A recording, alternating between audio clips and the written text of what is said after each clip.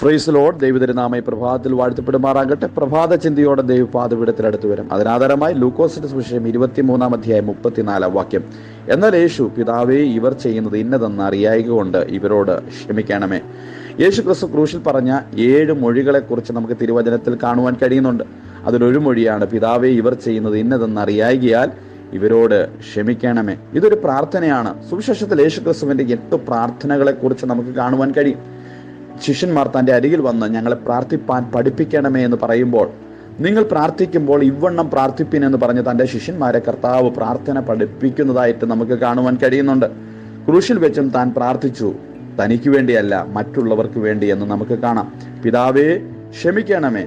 ഈ പ്രാർത്ഥന ക്രിസ്തുവിൻ്റെ പർവ്വത പ്രസംഗത്തിന്റെ ഒന്നാമത്തെ പ്രസംഗത്തിൽ ഇങ്ങനെ കാണുവാൻ കഴിയും. മത്തായിയുടെ സുവിശേഷം 5-ാം അധ്യായം 44-ാം വാക്യം. ശത്രുക്കളെ സ്നേഹിക്കുവിൻ, നിങ്ങൾ ഉപദ്രവിക്കുന്നവർക്ക് വേണ്ടി പ്രാർത്ഥിക്കുവിൻ. ഇവിടെ മറ്റുള്ളവരോട് പറഞ്ഞ കാര്യം സ്വന്തം അനുഭവത്തിലൂടെ കർത്താവ് ക്രൂശിൽ വെച്ച് പ്രാർത്ഥിക്കുന്നതായി പ്രായോഗികമാക്കുന്നതായിട്ട് നമുക്ക് കാണുവാൻ കഴിയും. നമ്മെ ഉപദ്രവിക്കുന്നവർക്ക് വേണ്ടി പ്രാർത്ഥിക്കുവാൻ നമുക്ക് കഴിയുമോ? 1-ാം പ്രസംഗത്തിൽ മറ്റുള്ളവരോട്, 2-ാം പ്രസംഗത്തിൽ നമ്മിൽ തന്നെ നമ്മുടെ ജീവിത അനുഭവത്തിലൂടെ അത് പ്രാവർത്തികമാക്കുവാൻ നമുക്ക് കഴിയുന്നുണ്ടോ എന്ന് നാം സ്വയം ശോധന ചെയ്യേണ്ടിയിരിക്കുന്നു. നമ്മുടെ കർത്താവിൻ്റെ ഈ ചിന്ത തന്നെ നമുക്കും വേണം. ക്രൂശിൽ വെച്ച് കർത്താവ് മറ്റുള്ളവർക്ക് വേണ്ടി ഇവരോട് ക്ഷമിക്കണമേ എന്നുള്ള ഒരു മനോഭാവത്തോടെ പ്രാർത്ഥിക്കുന്നതായിട്ട് നാം കാണുന്നത് പോലെ ക്രിസ്തുയേശുവിന്റെ ഭാവം തന്നെ നമ്മളിൽ ഉണ്ടായിരിക്കട്ടെ എന്ന് പൗലോസ് അപ്പോസ്തലൻ ഫിലിപ്പിയ ലേഖനം 2-ാം അധ്യായം 5-ാം വാക്യത്തിൽ ഓർമ്മിപ്പിക്കുന്നത് പോലെ നമുക്ക് പറയുവാൻ കഴിയുമോ? ദൈവദാസനായ സ്തെഫാനോസ് ജീവിതത്തിൽ പ്രായോഗികമാക്കുവാൻ തനിക്ക് സാധിച്ചു. നിഷ്ഠൂരന്മാർ തന്നെ കല്ലെറിഞ്ഞ് കൊല്ലുവാൻ വേണ്ടി എറിയുമ്പോൾ താൻ മുട്ടുകുത്തി സ്വർഗത്തേക്ക് നോക്കി പ്രാർത്ഥിക്കുന്നു, കർത്താവേ, അവർക്ക് ഈ പാപം നിർത്തരുതേ എന്ന അപ്പോസ്തല പ്രവൃത്തി 7:60 നാം കാണുന്നു.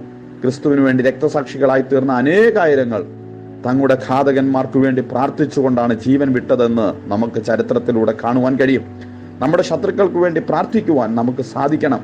നാം അപ്പോഴാണ് ശത്രുക്കളെ സ്നേഹിച്ച, അവർക്ക് വേണ്ടി പ്രാർത്ഥിച്ച കർത്താവിൻ്റെ അനുകാരികളായി തീരുവാൻ കഴിയുകയുള്ളൂ.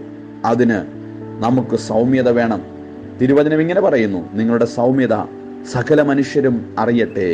എങ്കിൽ നിശ്ചയമായിട്ടും ദൈവസന്നിധിയിൽ താഴ്മയുള്ളവരായി നമ്മേക്കാൾ ശ്രേഷ്ഠരെന്ന് മറ്റുള്ളവരെ എണ്ണിക്കൊണ്ട് മുൻപോട്ട് പോകുവാൻ നമുക്ക് കഴിയുന്നെങ്കിൽ കർത്താവ് പറഞ്ഞതുപോലെ പിതാവേ, ക്ഷമിക്കണമേ നമുക്ക് പറയുവാൻ കഴിയുമോ? നമുക്കും മറ്റുള്ളവരോട് അപ്രകാരമുള്ള മനോഭാവത്തോടുകൂടെ മുൻപോട്ട് പോകുവാൻ കഴിയുമെങ്കിൽ നമ്മുടെ ക്രിസ്തീയ ജീവിതം വളരെ ധന്യമായി തീരും. അനേകരുടെ മുമ്പിൽ നമ്മുടെ കർത്താവിന്റെ സാക്ഷികളായി തീരുവാൻ നമുക്ക് കഴിയും. ക്ഷമിക്കുവാൻ, സഹിക്കുവാൻ, പൊറുക്കുവാൻ ഉള്ള മനോഭാവത്തോടുകൂടി ഓരോ ദിവസവും മുൻപോട്ട് പോകുവാൻ കർത്താവ് നമ്മളെ സഹായിക്കട്ടെ.